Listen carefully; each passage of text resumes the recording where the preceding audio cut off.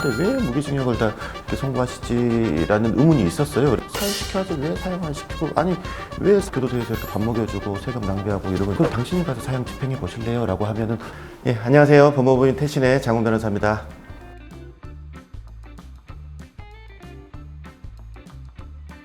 온 국민이 경악을 금치 못했었죠. 대낮에 등산로에서 그런 일이 발생을 했고, 물론 사건 내용 자체로만 보면 얼마든지 검찰의 구형뿐만 아니라 송구도 살인이 내려질 가능성이 충분하다라는 건데, 법원에서 실제로 선고하는 그 내용들을 보면 제 개인적으로는 사형이 선고될 가능성은 그렇게까지 크지 않다라는 또 생각이 들더라고요. 그 2017년에 있었던 어금니 아빠 살인 사건 있지 않습니까? 그 친구 딸 여중생을 이렇게 유인을 해가지고 감금하고 성추행하고 수면제 먹여서 재운 다음에 다음날 이렇게 죽였던 그 사람도 무기징역 선고가 됐었죠. 사형까지는 아니고 뭐 지켜봐야죠. 예.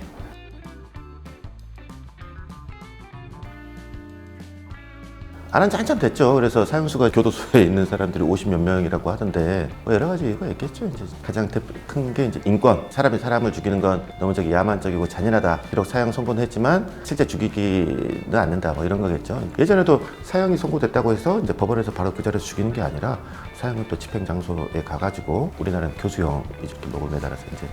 근데 안 한 지 한참 됐습니다. 얼마 전에 저기 법무부 장관께서 사형 집행시설 한번 싹 점검해라 라고 한번 지시를 해가지고 드디어 부활하나, 이제 실제로 집행하나 이렇게 했는데, 아직까지 그 이후로도 이제 집행이 되고 있지는 않죠.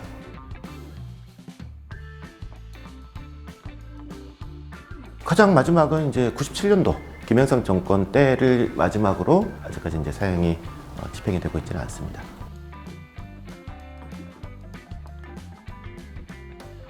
2014년도에 우리나라에 이제 두 건의 강력 범죄가 있었어요. 하나는 전 여자친구 집에 침입해서 부모를 살해했던 전 여자친구 살인 사건, 그리고 그거보다 이제 사람들이 더 많이 하는 게 임병장 총기 난사 사건, 집회에서 총기를 난사. 그 두 건이 살인이 선고가 됐습니다. 일반 법원에서 가장 마지막으로 선고가 된 거는 전 여자친구 부모님 살인 사건, 그게 2015년도에 사형제가 확정이 됐고, 임병장 총기 난사 사건 같은 경우에는 이제 2016년도에 사형이 확정이 돼서 둘 다 아직은 교도소에 있는 그런 상태죠.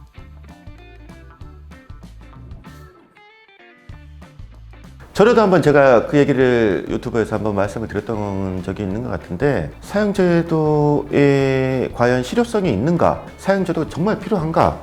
사람이 사람을 죽일 정도로 사형을 집행함으로 인해서 범죄 예방 효과라든가 이런 것들이 정말 있는 것인가? 일단 여기에 대한 회의가 있는 거고, 두 번째로는 그 외교적인 그런 문제가 좀 큰 것 같아요. 이제 뭐 유럽 쪽은 전부 사형제도에 대해서 반대하는 입장이니까, 사형제도를 집행을 하고 나면은 교역에 있어서 뭐 또는 외교적인 거에 있어서 불이익을 주겠다 이런 식으로 막 엄포를 놓고 한단 말이에요. 그런 외교적인 그런 것도 분명히 이유 중에 하나겠지만은, 사실 그 미국은 사형을 집행하고 있거든요. 그리고 이것도 말씀드렸던 것 같은데, 싱가포르 같은 경우에도 사형을 집행하고 있고, 근데 그 두 나라 다 이제 유럽이랑 굉장히 이제 활발하게 교육을 당연히 이렇게 하고 있단 말이에요. 그래서 과연 외교적인 그런 부분이 제 생각에는 크지는 않을 것 같긴 한데, 사형을 실제로 집행하지 않는 이유에 대해서 그렇게 설명을 하고 있죠.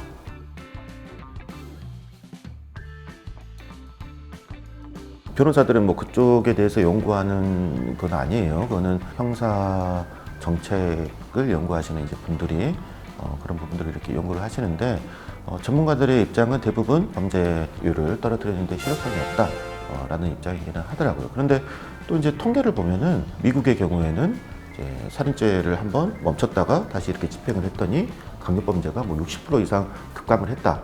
어느 특정한 주에서 뭐 그런 이제 그 통계 결과도 있다라고는 하는데, 글쎄요, 사법정책 그 연구하시는 그 학자분들께서 그런 통계를 모를 리가 없겠죠. 그럼에도 불구하고 연관관계가 별로 없다, 범죄 억지력이 별로 없다라고 이렇게 얘기를 하시고 계시니까, 저희 같은 사람들은 그런가 보다 하는 거죠.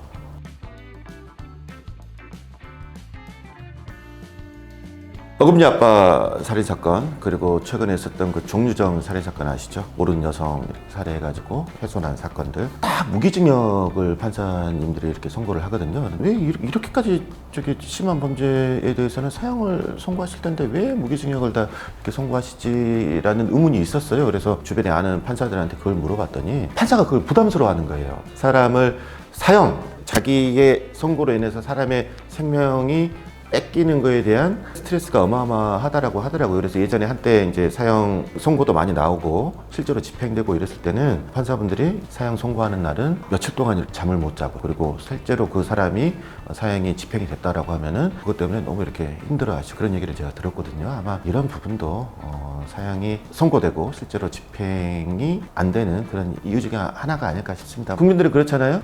저 사람 사형 시켜야지 왜 사형 안 시키고, 아니 왜 사형 선고받은 사람들을 그냥 교도소에서 이렇게 밥 먹여주고 세금 낭비하고 이러고 있는지 모르겠다라고 하는데, 그렇다면 그분들한테 그럼 당신이 가서 사형 집행해 보실래요? 라고 하면은 그거는 싫다라고 하시지 않겠습니까? 그런 부분도 사형 실제 선고가 좀 적게 나오고 실제로 집행이 안 되는 그런 이유가 하나가 아닌가, 제 개인적인 의견입니다. 네.